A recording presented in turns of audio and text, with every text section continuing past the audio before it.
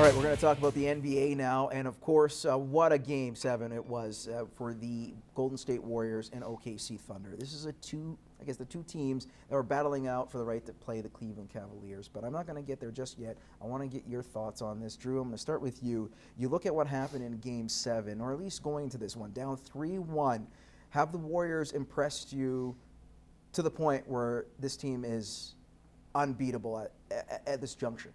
Well, I wouldn't say they're unbeatable, but I wouldn't be surprised if they won. You know, coming back from 3-1, they're going to have riding a huge momentum. Steph Curry seems to have figured out his shot right now. He was a little slow earlier in the series, but he's heating up. You know, Klay Thompson had that unbelievable Game 6. And I know LeBron and, you know, Love and Irving are all playing really well and had a great series against the Raptors, but I wouldn't count out the Warriors just yet. Okay, but that's fair. But I want to get back to that game itself. Like, who's more to blame? Is it the Warriors?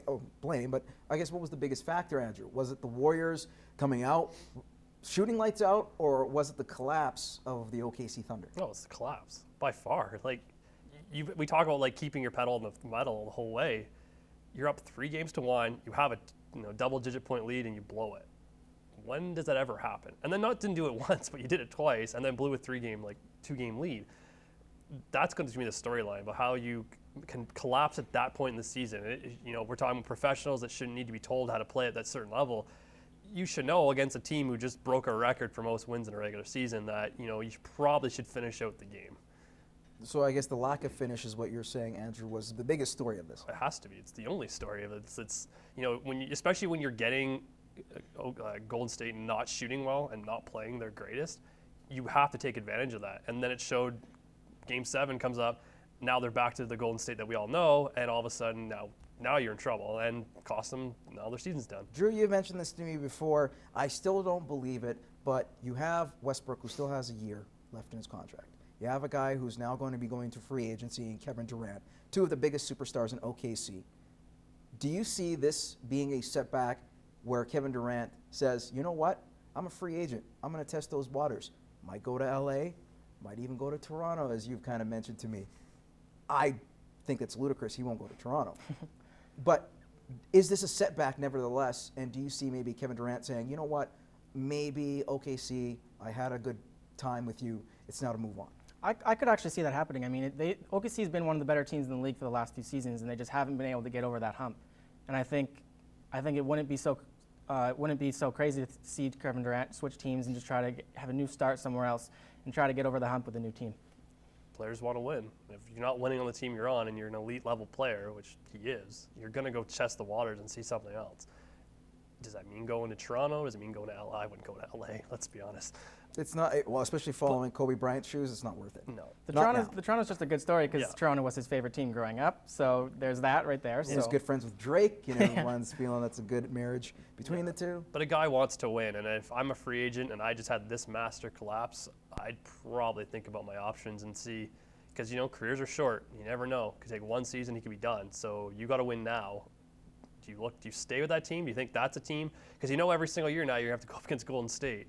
Can you actually beat them? And that's the question he's going to keep asking himself. Maybe I'm getting ahead of myself talking about free agency. It should be interesting to see what happens after the NBA Finals when everything kind of tees off at that point, because there are plenty of free agents. But let's rewind it a little bit and let's talk about this NBA Finals like we started this show off, or at least this segment off. The Cleveland Cavaliers will be playing the Golden State Warriors once again, a rematch of last year. We all know about the Warriors getting over on LeBron James, who averaged a triple-double, but this time it's a little bit different. Kyrie Irving is healthy. Kevin Love is healthy. He's got a much better team. I'm thinking Cleveland could actually go over, I guess, get over the hump and win it. Am I correct for saying that? I think they could. I mean, like you said, Irving's playing lights out right now. Kevin Love's got his three-point shot falling pretty much every one he's throwing up there. So it wouldn't be so crazy to see them win. I still think I'm going with the defending champs and the two-time MVP and Steph Curry, but I wouldn't be surprised if Cleveland came out on top. And Cleveland has to do what the Thunder couldn't do the whole time, just push the whole game, and they have to do that for 4 games straight to win, and you can't take a night off. And if you're going to against a team that has a guy who can shoot from the popcorn stand and score, you're not going to win, and so you have to finish. LeBron probably doesn't need to be told how to finish. He knows how to finish a series. So it's just a matter of getting his team. It's a matter of getting everybody. If everyone's healthy and everyone's doing that, I think they could be fine. I think it's at least going to be a series. It's not going to be like I won't coin toss anybody, but it's going to at least be a series that either team can win. It's not just a clear, okay, this team is the best in the regular season, they're going to win the playoffs. It's going to be a competitive 6-7 game series. Okay, let's move forward to another guy who's kind of struggled, but is all of a sudden getting over that hump. I'm talking about Jordan Spieth. You look at his last 4 tournaments. Masters collapse after tying a course record on day 1. Missed the cut at the Players' Championship.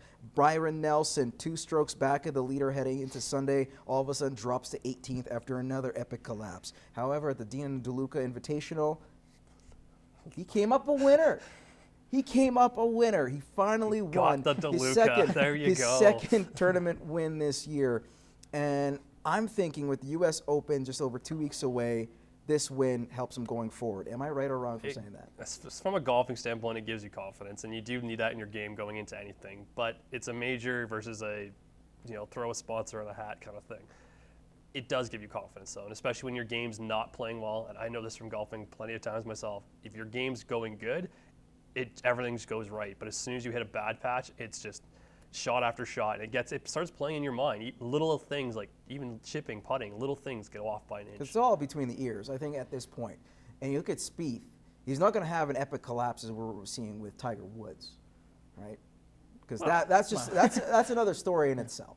This is sports, by the way. He's a young guy who's finding adversity and fighting through it. Does this win, even though you say it's throwing a sponsor on a hat type of tournament, Drew, does this help him and propel him to a competitive and possibly a good chance of winning the U.S. Open?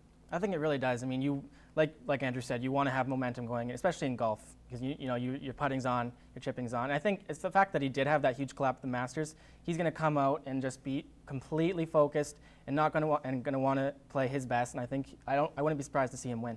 He was in every single major. That's the thing to really talk about. It's not like he was not in it. He just had a couple of bad times. Yeah. So I almost sometimes think this is a bunch of, we're just talking about this for no reason. This is once he gets to a major, he'll just kick it up as normal, maybe collapse, but that's golf. That's going to happen. So. And that's why journalism is so great, because we have a chance to talk about guys who are struggling and thus giving us the ideas and segments like we just had and opinions, of course, that you guys just brought. All right, we're going to take a commercial break. When we return, we're going to come back with Over Under next.